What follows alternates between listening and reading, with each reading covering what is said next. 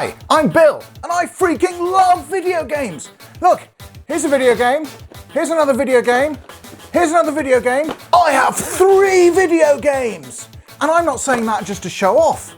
It's to prove to you my credentials as someone who absolutely loves video games. Even my cat loves video games. Say something. Go on, say something. Gotta keep up the energy. Say something. Say something about how you love video games. Go on. God, don't ruin the intro, Minerva. Anyway, I absolutely love video games. So when I tell you I'm also fiercely critical of video games, you don't misunderstand me and think I hate them. Grr, video games, right? Not me. I'm a lover, not a hater. But the funny thing is, I have been accused of promulgating rage in the past. So let's talk about all that.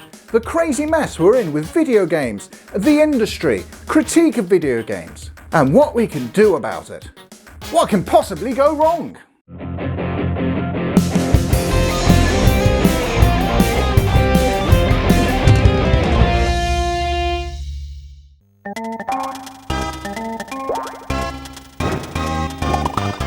I don't need to tell you watching this that video games are art. Since 2008, even Germany agrees. Art criticism is as old as art, whether you're criticising the work itself and its impact or the technique of the artist. For example, Bubsy in Claws Encounters of the Third Kind. I have a great fondness for this game because I'm a cat person and Bubsy's a sweetie, and I don't find him all that annoying. Mostly. What could possibly go wrong? I will admit that having to hear his comedy quip every time the level restarts is solid incentive to not die. I had this game as a kid and I didn't get far in it, but I played it a lot, and I remember enjoying it until I got the Sonic games. The presentation of this game is absolutely fantastic, graphics and sound. I love this game. It's not a good game though. Do not play it. It wants you to go fast, but if you do, you die instantly, whether horizontally or vertically.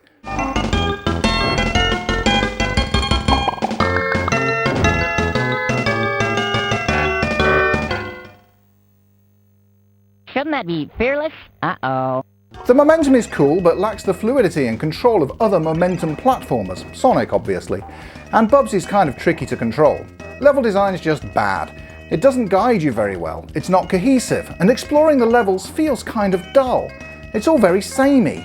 This level's the worst, where you jump up a bunch of identical looking platforms on identical looking trees, only to blind jump onto other identical looking platforms on other identical looking trees. What are we even doing here? At times, Bubsy doesn't feel deliberately designed. It feels like it simply popped into being with no guidance or purpose. Also, because one hit kills you, you're incentivized not to explore. Too often in this game I think, I'm not going in there, that looks dangerous. And that's not fun. You get plenty of lives, sure, but every time Bubsy dies, well, you have to hear the voice clip again. More like a bridge too short. And then you go back to the start of the level or to the last checkpoint. Anyway, I only played the first few levels. This isn't an in-depth review of Bubsy. Besides, if you know how to make video games, you're putting your best foot forward, right? From 1-1 in Super Mario Bros. Or Green Hill Zone in Sonic the Hedgehog. So I can assume, anyway, that this is the best Bubsy has to offer. And it is, at best, rubbish. I can say that though and still love it because look at his little face. I got a comment on my Doom 2 video, wherein I'm very critical of another game I love, maybe even more than Bubsy, saying the following. Stupid! Bitching about QoL issues and levels, the design on one of her first FPS games and studio who basically started FPS genre.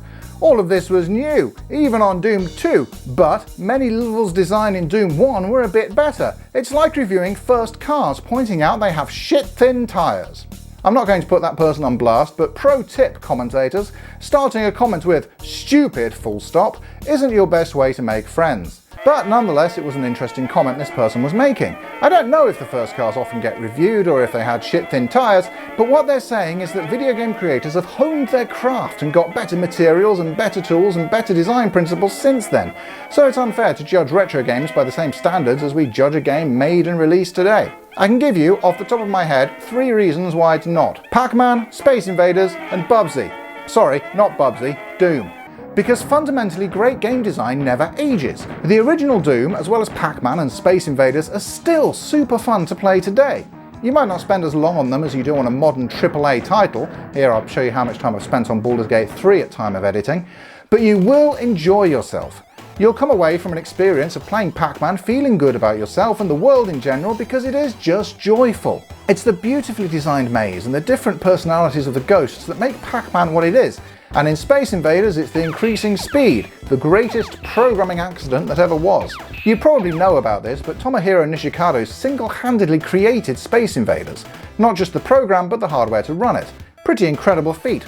He noticed though that when there were more enemies on screen, they moved more slowly than he'd intended because the hardware was chugging a bit. Then, as he killed aliens, they sped up to the intended speed. He decided to keep this effect and make it deliberate, saying it added more thrills to the game. This accident is widely credited with creating what we now know as a difficulty curve. This accident is what made the game incredibly addictive, even causing a coin shortage in Japan, and why the game is still great to play today. Even accidentally great game design lasts forever. The original Doom as well, of course. It nailed it. The weapon and enemy balancing is so perfect, and the early rules of FPS level design established by John Romero during Doom's development made the maps super fun to blast through. Even more than Doom 2, and you can watch my video about it to find more about that. Bubsy was well received when it first came out. Total gave it 81%, saying it's better than Sonic, because of course they did. Concluding, in all, Bubsy is a good, solid platform game with generally good gameplay, but it's not the world beater we've all been expecting. Although it starts off hard and stays that way, it's not a huge game and won't take long to complete. And even Bubsy's best mate wouldn't call him original. It's better than Sonic, but it's definitely not a Mario beater. Your bias is showing, James. He also called it too flipping easy. But you take out the points about which he is objectively wrong, and you still have a subjective 81% rating for the Bobcat. Nintendo Magazine's system was only slightly more critical, giving the game 79%. A high rating indeed, saying, it's a solid effort form accolade that looks and sounds impressive, but is only just above average where it matters most. I'm talking downtown! But even the magazine that would later morph into official Nintendo Magazine didn't claim Bubsy was better than Sonic. James, you incredible buffoon. Actually, shout out to Paul and Andy from Nintendo Magazine System, who gave much more critical opinions of the game contrary to the magazine's main review. Andy found the game itself to be a little on the frustrating side. The early levels are easy enough, but later on I found it just too easy to jump or sail straight into an unseen enemy.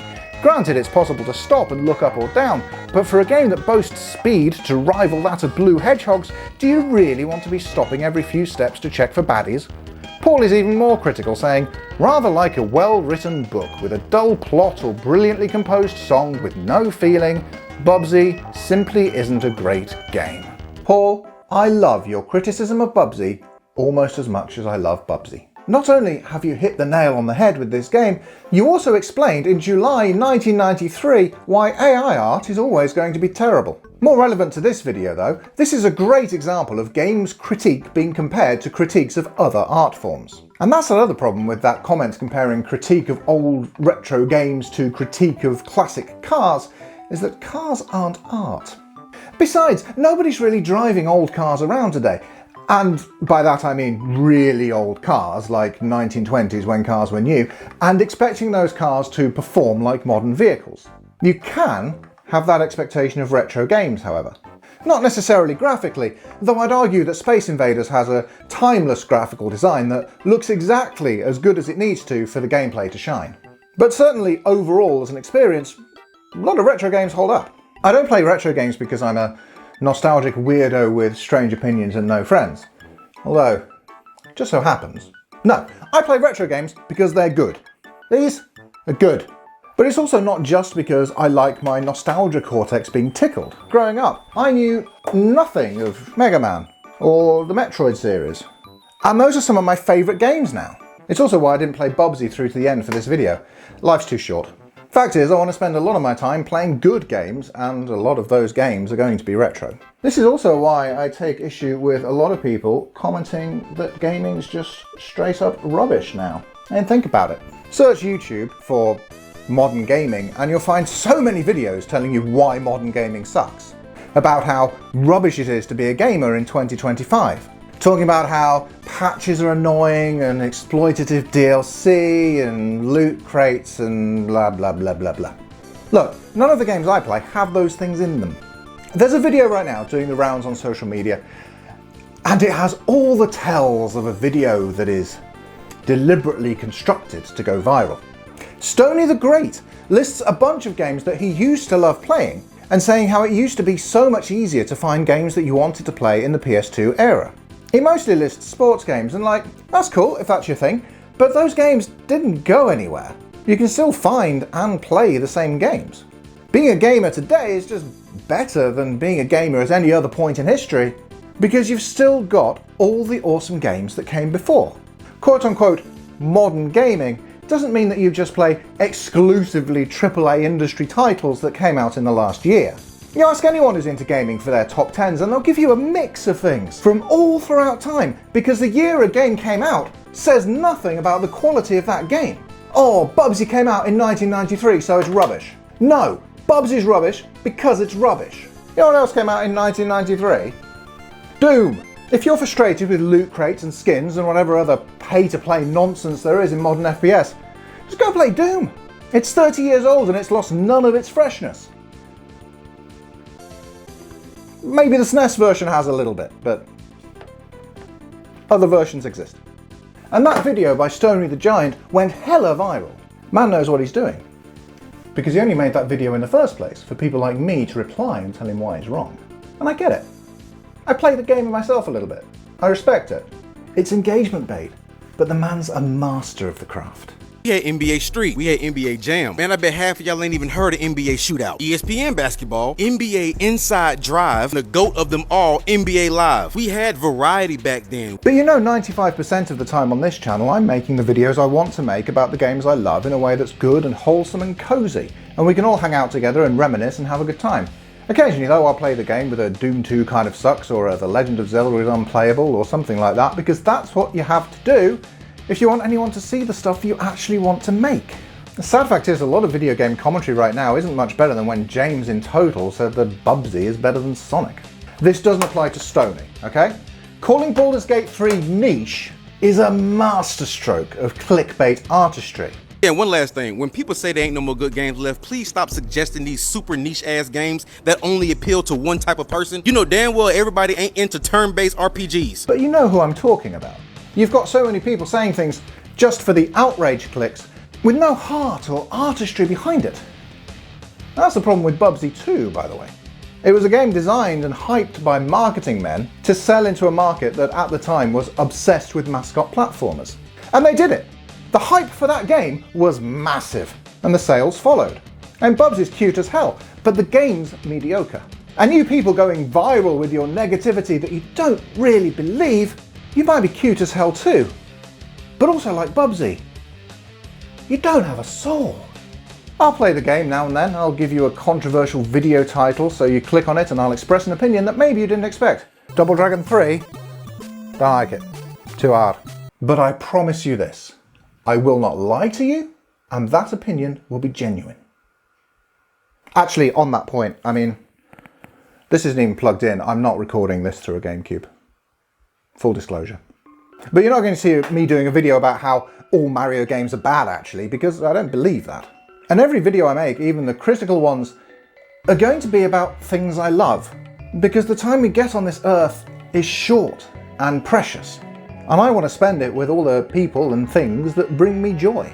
And I can be critical about those things, pointing out why Zelda is no longer playable in the way that it was intended to be, and how Doom 2 actually isn't that great a single-player experience. It's good for the algorithm, as well as being good for the soul, because I enjoyed my time with both Zelda and Doom 2.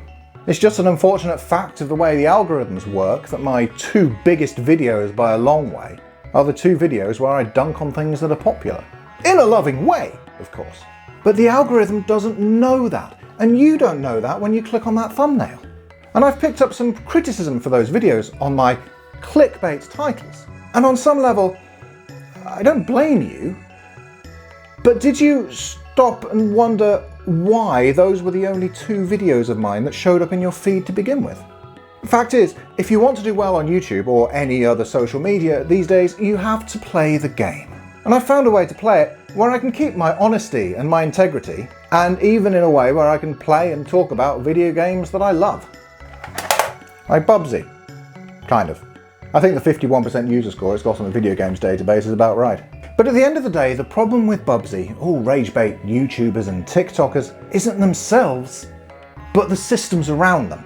Bubsy didn't have to be a good game, it just had to be well marketed so that people would buy it anyway. They threw out stuff that they cynically knew would be popular with the general public, like how it's a 16 meg cartridge and the cat makes cat puns.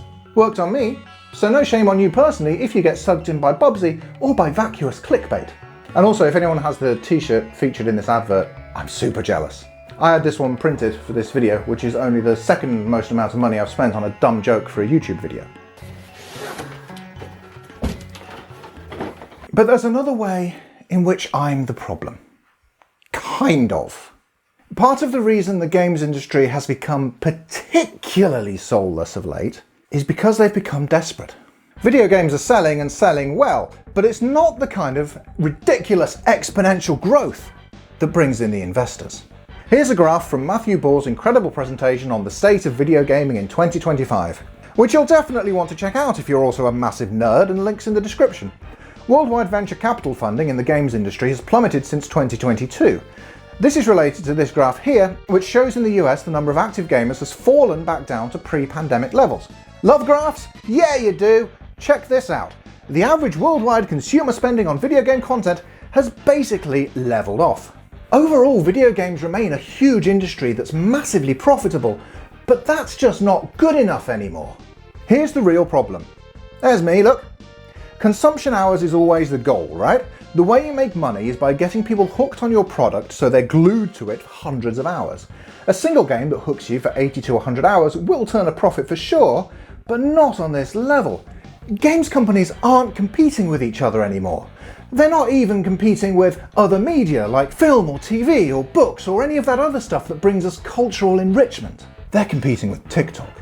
Because if you're an investor looking to invest, you want to invest in something that's going to have that exponential growth to give you those massive returns. Your money is going into social media and it's going into AI, which is intertwined with social media because half of it is AI slop now anyway. So just after I'd finished this script and started recording the video, Microsoft laid off 9,000 employees, many of those in their gaming division.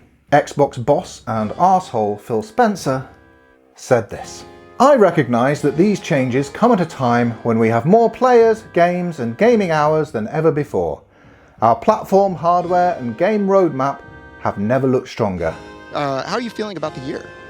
I feel really good. I think 2025 is an exciting year for us. And I hate the current trend of games companies losing massive amounts of their staff and then saying, "But as a company, we're more awesome than ever." A company is people. It's employees.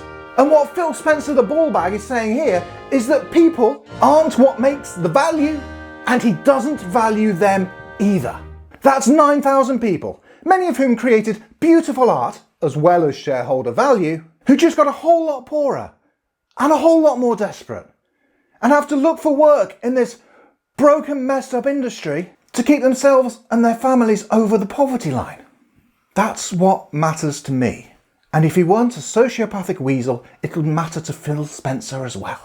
Layoffs are happening all the time, all over the video game industry right now. And it's a terrible, terrible symptom of this need for rapid exponential growth to attract venture capital. And you just don't find that growth in video games, at least not anymore.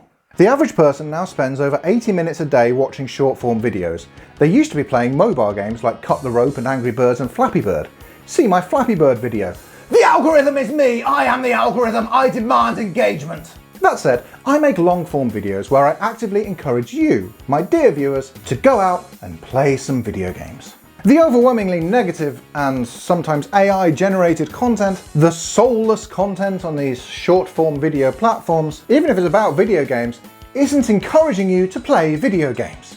If anything, it's about putting you off video games so you stay on TikTok. The algorithms care about one thing, and that's keeping your eyeballs on the platform. And if the content they pushed made people actually want to play some of these games, well, they wouldn't be on TikTok anymore, would they? They don't want you playing games. They want you getting angry about games. And that anger is going to be the addiction. Check the article about Ragebait linked in the description. But the short version is that anything that makes you mad is going to attract your clicks, get you commenting, and get you hooked. That's why I have to play the game and occasionally put a seemingly negative video out. But in my case, it's because I want you to keep gaming. My conclusion, even in my most negative videos, is always that you should go off and play some great games with people you love. And just have a great time. That's what we're all about. So when I put another Zelda is unplayable video out, those of you who watch this video, love you by the way, will know why. I'm worried you're not playing enough video games. I'm worried I'm not playing enough video games. And it's basically all I do, except for my job, which I need to buy more video games. But I'm only going for YouTube clicks, not that oh so delicious venture capital that the video games industry is after. To do that, they have to fully sell their souls and try to chase that impossible rapid growth any way they can. The best-selling game of 11 of the last 14 years is Call of Duty. In 4 years they came second. That's all of the 3 years they didn't come first, plus 1 year that Call of Duty came second to Call of Duty. This is not healthy. That's not even the worst part. In April last year, market researcher Newzoo reported that 60% of all playtime in 2023 was spent on live service games more than 6 years old. Fortnite comes out ahead on all platforms, and that's because Epic's found the secret sauce to get people hooked and spending more and more money, and it's the same kind of formula as casinos figured out decades ago. What? Excuse me, ma'am, don't you think you've gambled enough? No. Okay, we're required by law to ask every 75 hours. Get another free drink. TikTok, Call of Duty and Fortnite are all about engagement, which is not and never has been the same thing as enjoyment. All in all then, in 2023, only 8% of playtime was spent on new, non-annual titles. That's where the soul is. 8% of the video game industry has a soul. The modern equivalent of Bubsy and claws encounters of the third kind is Call of Duty Mobile, and I will not be taking further questions at this time. If you want to know more about what's going on in the video games industry though from someone who knows it much better than I do, go watch this video by actual proper good video game journalist Alana Pierce, linked in the description. Much of the modern critique of video games then has basically followed the industry itself. Whether we like it or not, all of us are playing to algorithms, not to people. The few games that give us hope, your Baldur's Gate 3s and your Claire Obscure Expedition 33s, all come from independent studios, not beholden to the infinite exponential growth demanded by shareholders. And there are some great independent video game journalism outlets around too. Another way though that the journalism mimics the industry is the mass layoffs and closure of many of the big names. But independent media, just as independent game development, continues to thrive. Just maybe not quite enough to satisfy the venture vultures. And that is still a problem, because less money in the industry as a whole means less money available to develop those cool little indie titles too. I said now is the best time to be a gamer, but that's true despite the industry, not because of it. It's because most of the games that have ever been made are still out there to be enjoyed. And if I'd ask one thing of any of you, it's to replace your Doomscrolling with gaming. I carry around this little keyring. And I probably don't play as much as I scroll social media really, but I'd like to, and I'm trying to. You can see there if you look closely I'm partway through Marble Zone at the moment. Because playing a level of Sonic the Hedgehog on my keyring, even if it's Marble Zone, enriches my soul way more than scrolling. Because here's the creepiest fact I found out recently. Let's pause for a moment. You used social media earlier today, probably for over an hour.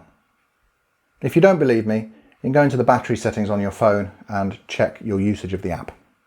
What do you remember from it? Pause this video right now and try and remember anything that you've seen on social media today.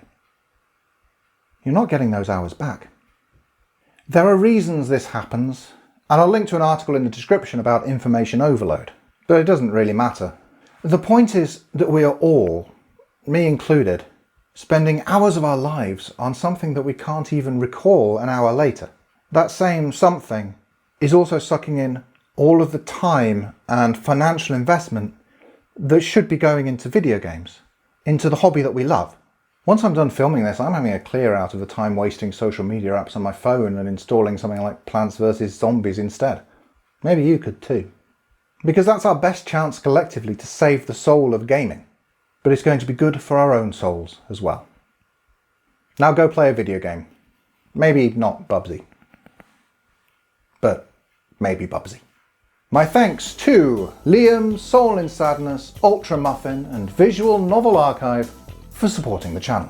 I'm not even going to tell the rest of you to like and subscribe because you've got gaming to do. Get out there, play some games. And thanks for joining me in the general vicinity of the retro sofa.